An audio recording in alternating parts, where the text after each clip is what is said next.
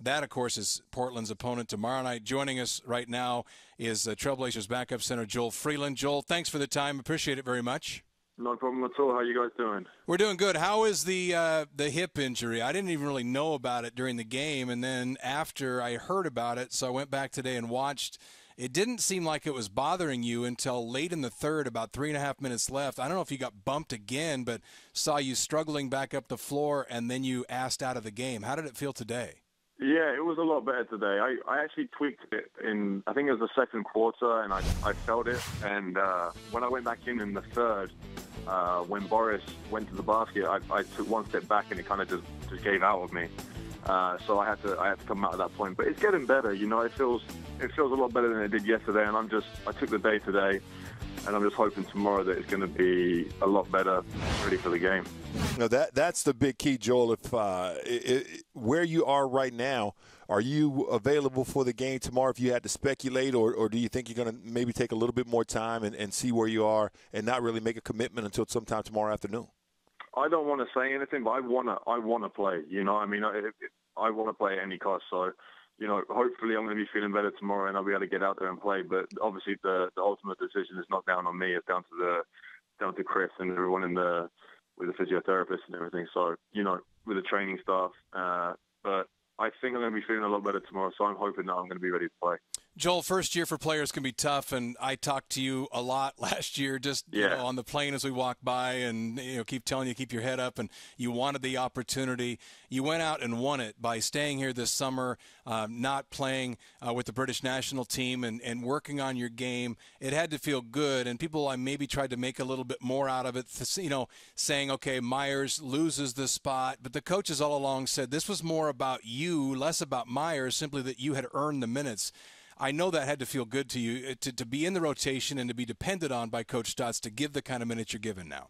Yeah, obviously feels really good. I appreciate the time I'm being given, but at the end of the day, I did work hard this summer trying to, create my role on this team. I had to figure out what my role was going to be on this team, and I think I have the skill set to be able to give the team what I'm giving them at the moment, which is energy, setting great picks, protecting the rim, running the floor, and just being an all-around hustle guy and not overthinking things too much, not overthinking the offense, not overthinking the defense, and just playing. That's something that I really focused on, and it's paid off, and I'm really appreciative of that. Joel, the things that stands out to me is, you definitely put in the time, but I felt like last year watching you play, the word you kept using, thinking. The game, when you come from Europe to the NBA, the players are sometimes bigger, they're faster, they're more athletic. The speed of the game is a little bit faster, and if you're thinking, it can really throw your game off. And that was the one thing I thought last year, your skill set in terms of the ability to shoot the ball, put it on the floor, post up, and play defense, it all existed. But because you were thinking so much, you were overanalyzing, and it was causing you to be just a half second slow. Did you watch a lot of film this summer? What was the key to the transition to allow you to speed up and really have an impact on the game? Just for me, like you said, it was all overthinking. I had a lot of expectations on myself, and I always put a lot of expectations on myself. So when I had a year like that, it really, hit home. But I think my whole thing was just focusing on defense, and then letting the offense come to me, because at the end of the day, you look at our roster and who we have and the skill that we have to be able to put the ball in the bucket. There's not really a lot of room for anyone else to be taking shots. So there's so much more you can do on a basketball court other than just shooting the ball. And I really focus on defense and being in the right position and knowing when to rotate and when not to rotate, and just buying into our defense in general. During the time that I was here prior to the summer league and prior to the preseason as well, I was working. Most of it were working on the defensive principles that we were going to have for this season. So to be able to get a step ahead prior to the season starting was huge for me. Joel, when I look at a player's effectiveness, it doesn't matter what your result is in terms of points or rebounds. To me, it's about efficiency. So when I talk about a power forward center, I'm looking at a guy that can get me a rebound every 3.5 to 4 minutes a game. You're averaging about 14 minutes and right at 4 rebounds. So that puts you right in that category. Has anybody talked to you about what success means for Joel Freeland, as opposed to go out here and work hard, but actual hard numbers, things you can work on night in and night out? out that you can say, I was successful tonight because I did these particular things? No, I mean, there hasn't been any kind of conversation, but I kind of know what I have to do now, and it's not really about numbers. I know I have to rebound, and I make it a conscious effort to go after every rebound that goes out there, even if I can't get it. If I can just get my hand to it or something, that's a bonus for me, and that's a bonus for our team. But as far as numbers goes, there isn't really any number that I can put on it. It's just the energy that I bring to the floor. Protecting the rim has been huge for the team in general. And, Coach Stotts loves it. Everybody else loves it. So that's something that, I've bought into and I can carry on doing, hopefully throughout my career as well. But as far as numbers goes, no, nobody's put any numbers that you should be getting this, you should be getting that. No, it's just, go out and do your job kind of thing. And I think that's one of the main things now is that I really know what I have to do when I get onto the court. It's not like I'm out there and I'm thinking, okay, I've got to make all these shots that I shoot, otherwise I'm going to come out. No, now it's like, okay, I've got to stop these people from scoring because that's my job. Do you let it sink in ever? Do you take time to, go back in your career and, for those that don't know your past story, you were playing soccer and you were a good player, and then you got injured, and then I think it was correct me if I'm wrong, your PE teacher, I think, brought you a basketball for the first time and said, hey, why don't you give this a shot? And, a big guy like you, all of a sudden the national team starts looking at you. And then you've told me this story before, but I can't recall it. Didn't you spend time as actually like a shelf stocker at a store before you started playing? You didn't at that point know what was going to happen. Do you take time to look back and let yourself appreciate what you've accomplished so far here still as a young NBA player? Yeah, of course. And all this happened within it was a quick period of time. I worked in a supermarket from, everyone tried to say I worked in a supermarket to fund my basketball. And that was never the case. I was never this poor kid growing up that never had any money and had to find his way and scrimp and scrape. That wasn't ever the case. I did that because I wanted some extra money to go out with my friends or whatever like that. Okay, good. So that story got completely out of control. But yeah, you take a look back and, I started playing when I'd never even seen an NBA game until I was probably 16. So, to then be 16 years old and start playing and then get drafted in 3 years was something incredible in itself, So then I do tend to look back at it and think, at the end of the day, with all the bad things that have happened with last year and everything, it's not all that bad. I'm here and I'm putting in the effort and I'm putting in the work. And I know, as long as I'm doing that, I'm going to be in a good position.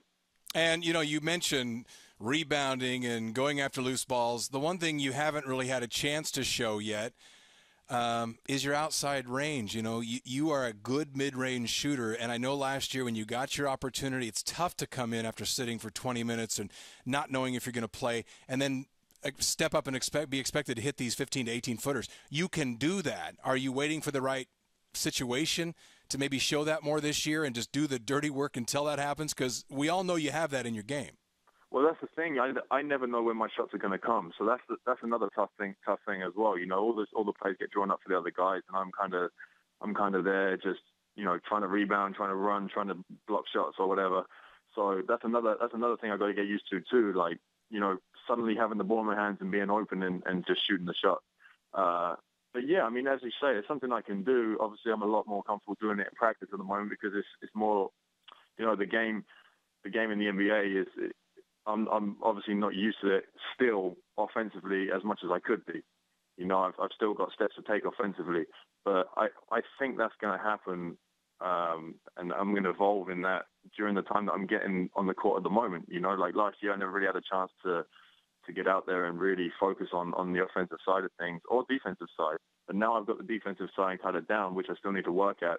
Hopefully my offensive side will kind of feed off of that. One of the things that I noticed, Joel, early in the preseason especially, you did add one thing to your game, and we kind of joked about it the other day, but that fadeaway one-leg jump shot, you added that to your game for a very specific reason. Talk to the fans about why you felt like you needed to add that to your game. Yeah, we did talk about that. I think it was in Boise we spoke about that.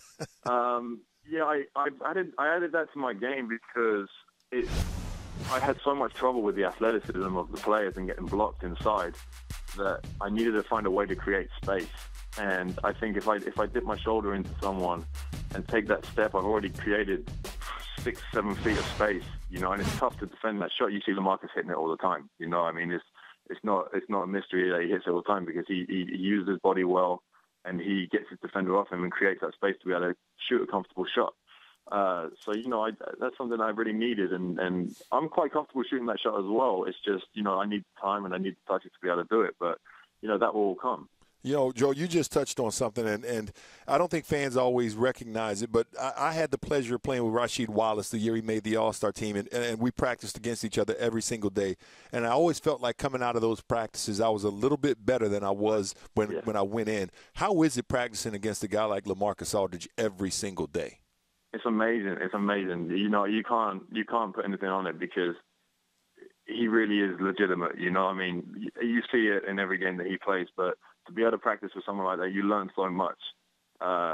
It is almost impossible to stop his turnaround jump shot, and that's a fact. He hits it on pretty much everybody every day in practice. So, you know, to be able to go up against someone like that every day is huge on the defensive side as well, because you're learning tendencies, you're learning ways to guard people and try and take them out of their comfort zones as well.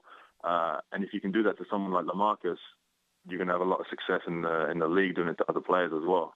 And lastly, Joel, you know, on that same kind of front, the closeness this team has and the chemistry you guys have, people I think assumed when it came out and Coach Stotts said Joel has earned the minutes, he'll be my backup, that Myers would be upset or you'd be upset and you guys would have. You guys are all, as big guys, spending so much time with Kim Hughes, assistant coach, you guys are all tight. Talk about the relationship that exists and the fact that there is no bad blood between any of you. You guys all work to make each other better.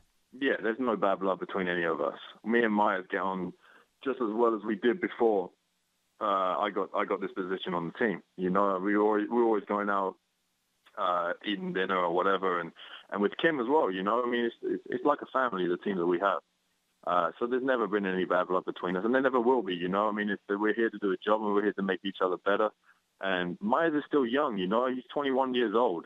It's not like it's the end of his career. You know, he's just going to fight that extra harder to get a position on the team and to be able to win that position. You know, that's how he is. He's not a lazy player. He's someone that puts in work every single day. I've seen it through last year and this year as well. And he's a player that wants to improve and will improve. I'm 100% sure of that. But yeah, like the whole team are just great together. And I think, you know, in general, we just have an amazing team this year, talent-wise and personnel-wise. Well, Joel, glad to see you earning the minutes, and hope they continue, and hope you get the hip in good enough shape to play tomorrow night, because I know against Dwight Howard and company, Blazers will need their big guys, and you're certainly one of them. Thank you very much. I appreciate that. All right. Joel Freeland, our guest here on Trailblazers Courtside.